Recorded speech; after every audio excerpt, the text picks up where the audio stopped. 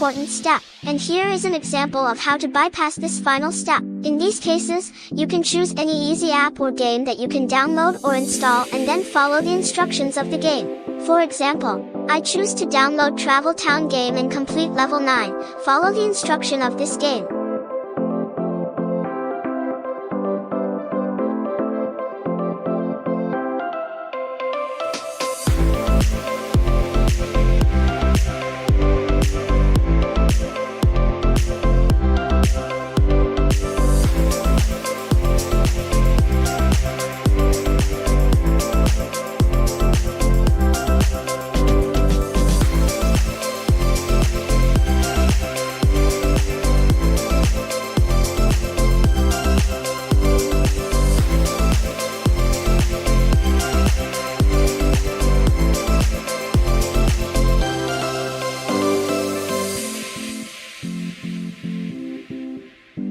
After completing this game, you need to download the last one app or game. Now I choose Coin Master game and complete Village 3 of the game.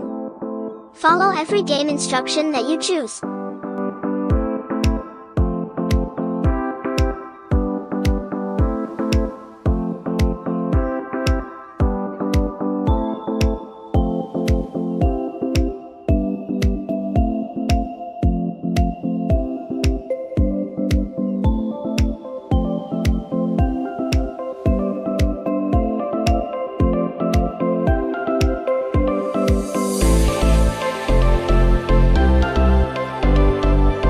So yeah, now you're almost done.